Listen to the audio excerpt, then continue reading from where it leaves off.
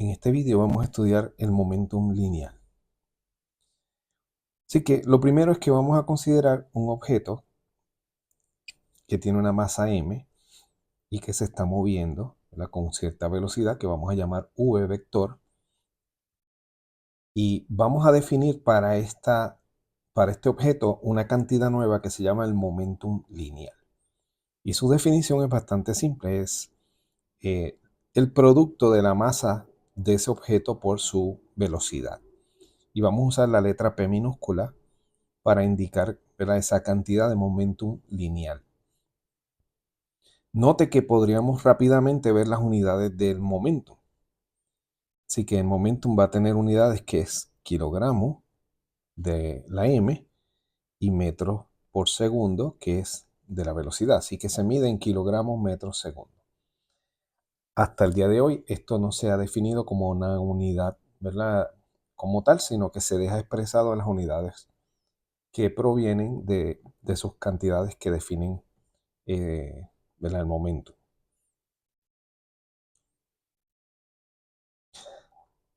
También podemos definir el cambio en ese momentum de la partícula. Por ejemplo, si una partícula experimenta una fuerza, esa fuerza va a cambiar el momentum de la partícula porque cambiaría su velocidad, ¿verdad?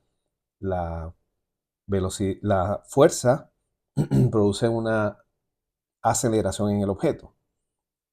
Esa aceleración implica que v cambia, ¿verdad? La velocidad cambia, por lo tanto el momentum cambia.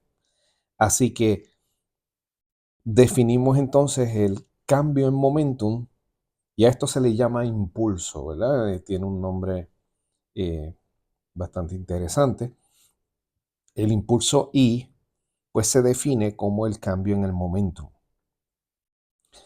Y eso sería el momentum final del objeto menos el momentum inicial del objeto. Algo que es importante señalar es que el momentum es un vector, ¿verdad? Porque v es un vector. Así que tenemos que determinar su magnitud y su dirección. Vamos entonces a aprovechar aquí un momentito y hacer eso, ¿verdad? La magnitud del momentum, vamos a llamarle P, y esa magnitud simplemente es la masa por la magnitud de la velocidad. Y la dirección, como la masa siempre es positiva, ¿verdad? La dirección va a ser la misma que tiene la velocidad. Así que es igual a la de v.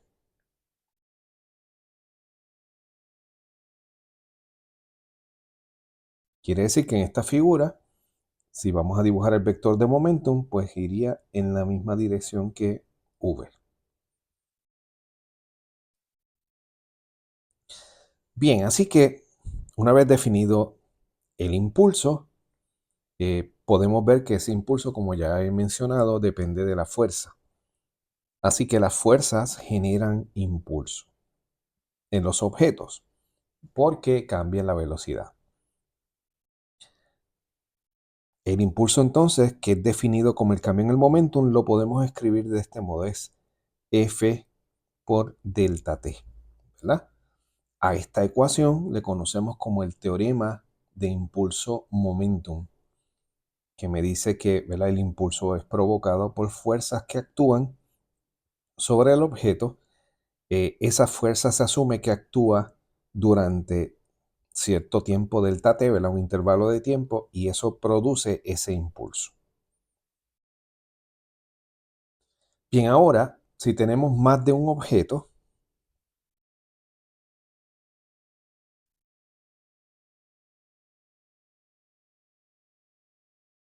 podemos entonces hablar de sistemas, de grupos de objetos, ¿verdad?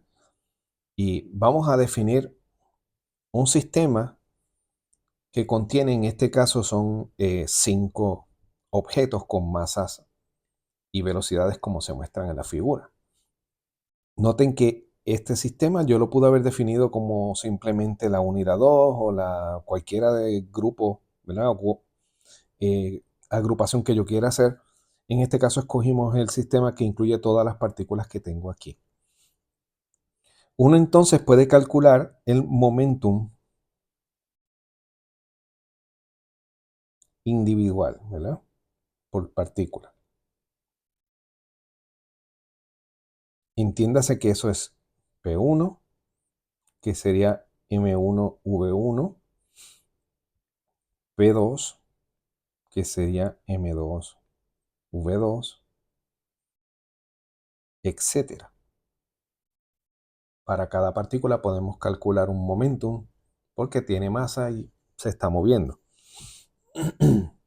En general, si yo pongo una partícula que le vamos a llamar la partícula I, pues tendría una masa I y tendría una velocidad VI, ¿verdad? Que es una partícula que podríamos decir genérica, ¿verdad? La vamos a utilizar para generalizar esto, P sub I, donde I puede ser cualquier número, ¿verdad? 1, 2, 3, 4, 5, etcétera. Va a ser MI por VI. Para la partícula 1 sería I igual a 1, la partícula 2, ¿verdad? Esta sería I igual a 1, I igual a 2, etc. Y es una manera, ¿verdad?, de simplificar las expresiones. Ese es el momentum individual, pero también podemos definir el momentum total.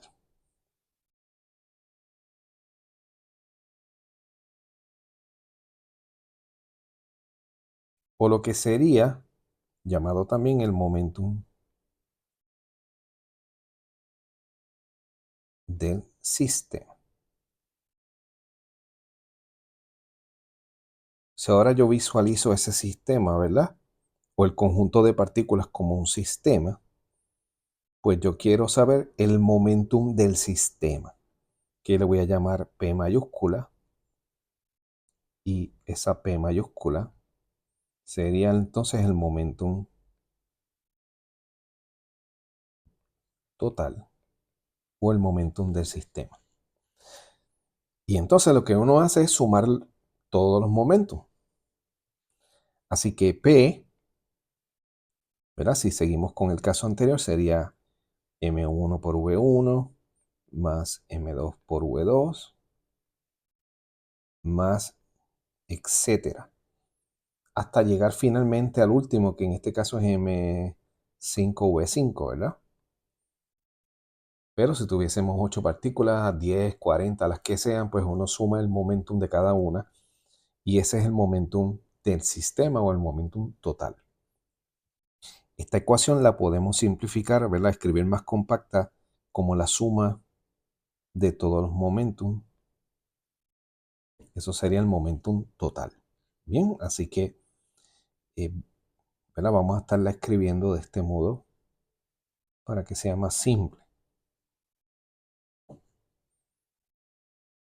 Así que cuando tenemos el momentum podemos tener momentum individual, cada partícula, ¿verdad?, carga un momentum, tiene un momentum, o si es un sistema que contiene varias partículas, pues podemos hablar del momentum del sistema, el momentum total.